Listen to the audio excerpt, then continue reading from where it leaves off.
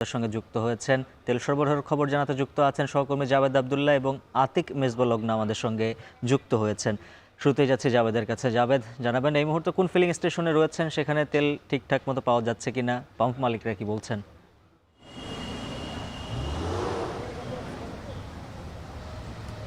উজ্জ্বল, মধ্যপ্রাচ্যে সৃষ্ট যুদ্ধের যে দামামা, সেই দামামায় আমরা দেখেছি যে মার্চের প্রথম দিকে যতটা না তেলের সংকট হয়েছে তার বেশি আমরা দেখেছি যে গ্রাহকদের মধ্যে উদ্বেগ উৎকণ্ঠা ছড়িয়ে পড়ে মার্চের প্রথম দিকে। সেই উদ্বেগ উৎকণ্ঠার মধ্যে ঘি ঢেলেছে গতকাল রাতে বাংলাদেশ পেট্রোল পাম্পস ওনার্স অ্যাসোসিয়েশনের একটি ফেসবুক পোস্ট। তাদের যে নিজস্ব ভেরিফাইড পেজ রয়েছে Bangladesh petrol pump owners association, তারা গত 14 ঘন্টা আগে অর্থাৎ মধ্যরাতে একটি পোস্ট করেছে যে পেট্রোল পাম্পগুলো মূলত নিরাপত্তাহীনতার মধ্যে রয়েছে এবং কর্মকর্তারা বিরামহীনভাবে কাজ করে যাচ্ছে এবং সব মিলিয়ে তেলের সংকটের কারণে পাম্পগুলো বন্ধ হয়ে যেতে পারে। এই নিয়ে যখন তারা একটি ফেসবুক পোস্ট করে, তারপর থেকে আমরা দেখেছি, অর্থাৎ সকাল থেকেই দেখেছি যে এই পেট্রোল পাম্পকে ঘিরে আবারও যারা তেলের জ্বালানি গ্রাহক রয়েছে, মোটরসাইকেল চালক, আরোহী এবং যানবাহনের মালিক, তারা আবারও দেখেছি এই তেলের পাম্পগুলোতে ভিড় করছে জ্বালানি তেল সংগ্রহে। এখানেও দেখেছি একটা হুলস্থুল কাণ্ড সকাল থেকেই তৈরি হয়েছে। তবে এখন পর্যন্ত তেল যারা পাম্প কর্তৃপক্ষ রয়েছে তারা বলছে তেলের সরবরাহ স্বাভাবিক রয়েছে। একটু বলে রাখি যে একটি পরিসংখ্যান দেখা গেছে যে অকটেন ব্যবহার হয় 4,15,000 লিটার, সেই হিসেবে গড়ে প্রতিদিন অকটেন ব্যবহার হয় 1,000 লিটার। কিন্তু প্যানিক বাইং, অর্থাৎ যারা আতঙ্কিত হয়ে কেনাকাটা করেন, আতঙ্কের কেনাকাটা করেন, সেই কেনাকাটার কারণে এখন দৈনিক গড়ে অকটেন বিক্রি হচ্ছে 2,000 লিটার করে। তো এটি যারা পাম্প মালিক রয়েছে তারা বলছে যে এই প্যানিক বাইং যদি না হয় বা আতঙ্কের কেনাকাটা থেকে যদি গ্রাহকদের বিরতি রাখা যায় তাহলে তেলের সংকট হবে না, বা এই যে দীর্ঘ যে সারি বা গ্রাহকের যে ভোগান্তি, সেই ভোগান্তিটা থাকবে না। তো এখন পর্যন্ত বলা যায় যে আপনি দেখতে পাচ্ছেন যে তেলের যে সরবরাহ সেটি শুরু হয়েছে, এটি সকালে ছিল না। পাম্প কর্তৃপক্ষরা বলছে যে তাদের যে লরিগুলো সেগুলো মূলত ডিপোতে ছিল, সেগুলো আসার কারণে তেলের সরবরাহ শেষ হয়েছে। একটু বলে রাখি যে এই তেলের সরবরাহের যে রেশনিং পদ্ধতি ছিল সেটি কিন্তু গত 15ই মার্চ সরকার তাদের সিদ্ধান্ত থেকে সরে আসে, অর্থাৎ মোটরসাইকেলের জন্য 2 লিটার, বড় গাড়ির জন্য 10 লিটার, সেই সিদ্ধান্ত থেকে সরকার সরে আসার পর আপনি দেখতে পাচ্ছেন যে পাম্প কর্তৃপক্ষগুলো যার যতটুকু চাহিদা, ঠিক চাহিদা মোতাবেকই গ্রাহকদের তেল সরবরাহ করছে। উজ্জ্বল, এই ছিল আমার কাছে তেলের পাম্প থেকে তেল সরবরাহের সবশেষ তথ্য। উজ্জ্বল, আমরা দেখছিলাম যে জাভেদ আবদুল্লাহ আমাদের পাম্প থেকে খবরগুলো জানাচ্ছিলেন সেখানকার সরবরাহ কেমন। এবারে আমরা একটু ডিপোর খবর জানতে চাই। সেখানে রয়েছেন আমাদের সহকর্মী আতিক মেজবা লগ্ন। ডিপোতে তেলের মজুদ কেমন দেখছেন জানাবেন, আর সেই সঙ্গে জানাবেন যে সরবরাহের যে ঘাটতিটা, এই ঘাটতিটার কারণ কি? লাইবা, সকাল থেকে আমি ডিপোতে ছিলাম। ডিপোর যে সার্বিক পরিস্থিতি রয়েছে প্রত্যেকটা বিষয় আমি এখানে দেখেছি এবং এরপরেই একটি লরির সঙ্গেই কিন্তু আমি ঢাকায় এসেছি। এখানে লরিগুলো আসলে যে পাম্পগুলোতে গিয়েছে সেখানে গিয়েছে। আমি একটু দেখাতে চাই। এখানে আমি এখন যে পাম্পটিতে রয়েছি তেজগাঁওয়ের একটি পাম্পে, এখানে মূলত তেল আনলোড করা হলো এবং আনলোড শেষ এখন, এবং এখানে মূলত ডিজেল আনলোড করা হয়েছে এবং অকটেনের যে লরি সেটি কিন্তু এখন পর্যন্ত অপেক্ষা করছে।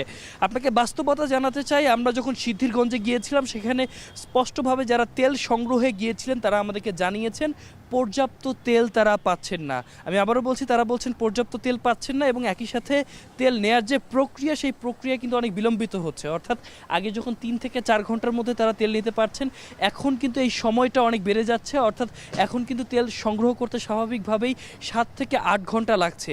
অনেকেই বলছেন যে যেহেতু ঈদ চলছে এবং এই জন্য আসলে যে ডিপোগুলো রয়েছে, ডিপোর ভিতরে আসলে পর্যাপ্ত জনবল আছে কিনা এই বিষয়টা নিয়ে অনেক লরি চালক রয়েছেন যারা আসলে বেশ সন্দেহ প্রকাশ করেছেন বা সন্দিহান ছিলেন।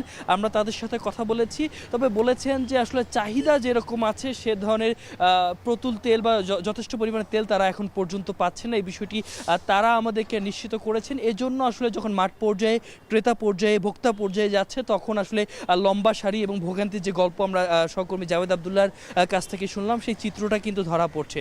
তবে আসলে আমরা একটু কথা বলার চেষ্টা করছিলাম বাংলাদেশ পেট্রোলিয়াম কর্পোরেশন বিপিসির পক্ষ থেকে। তিনি কিছুক্ষণের মধ্যে আসলে তারা আমাদের সাথে কথা বলতে চেয়েছেন। তখন যখন কথা বলবেন তখন আসলে আমরা এই প্রশ্নগুলোই রাখতে চাই, আসলে যে প্রশ্নগুলোর মাধ্যমে আমরা বিস্তারিতভাবে জানতে চাই যে আসলে কোন প্রক্রিয়ার মধ্য দিয়ে যাচ্ছেন, আর আদৌ কোনো সমাধান আছে কিনা এই বিষয়টি, তখন হয়তো বা বিস্তারিতভাবে আমরা জানাতে পারবো। আমরা রাজধানীর চিত্র দেখছিলাম লাইভ, এবার আমরা ঢাকা টাঙ্গাইল মহাসড়কের চিত্র জানবো। মহাসড়কে যে যানবাহনগুলো চলাচল করছে সেখানের ফিলিং স্টেশনগুলোতেও তেল পাওয়া যাচ্ছে না, এতে বিপাকে পড়েছেন যানবাহন চালকরা। সেই খবর জানাতে যুক্ত আছেন সহকর্মী কাউসার আহমেদ। কাউসার, জানাবেন ফিলিং স্টেশনগুলোতে তেল না থাকার কারণ কি বলছেন সংশ্লিষ্টরা?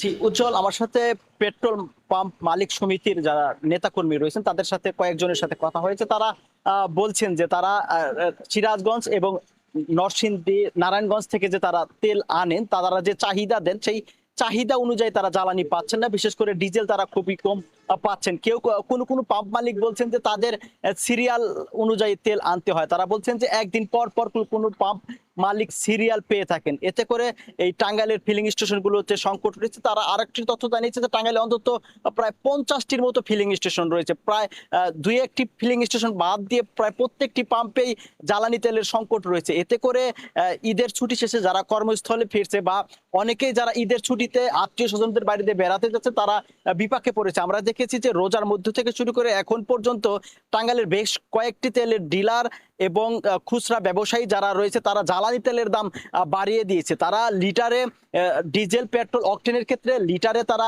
20 থেকে 55 টাকা বেশি দামে তারা ডিজেল পেট্রোল বিক্রি করছে। এই বিষয়ে আমরা একদিন ভোক্তা অধিকারের জরিমানা করতে দেখলেও পরবর্তীতে জেলা প্রশাসন বা অন্য কেউ এই অতিরিক্ত দামে যে জ্বালানি বিক্রি হচ্ছে এই বিষয়ে তাদের কোনো কার্যক্রম চোখে পড়েনি। আমি দেখেছি যে মহাসড়কের বিভিন্ন ফিলিং স্টেশন থেকে অনেক যানবাহনের চালকরা ঘুরে যাচ্ছেন। বিশেষ করে মোটরসাইকেল আরোহী যারা রয়েছেন তারা বেশি বিপাকে পড়েছেন। আমার সাথে কয়েকজন ট্রাক চালক এবং পিকআপ চালকের সাথে কথা হয়েছে। তারা বলছেন যে কেউ কেউ ঢাকা থেকে ফার্নিচার নিয়ে দিনাজপুর, রংপুর, বগুড়ার দিকে যাচ্ছেন। তারা এই চন্দ্রা থেকে শুরু করে এলেঙ্গা পর্যন্ত ফিলিং স্টেশন ঘুরে তারা জ্বালানি বিশেষ করে ডিজেল পায়নি। তো উজ্জ্বল, এই ছিল আমার কাছে ফিলিং স্টেশনের জ্বালানি সংকটের সর্বশেষ তথ্য। সহকর্মীদের মাধ্যমে জানাচ্ছিলাম জ্বালানি সংকটের খবর।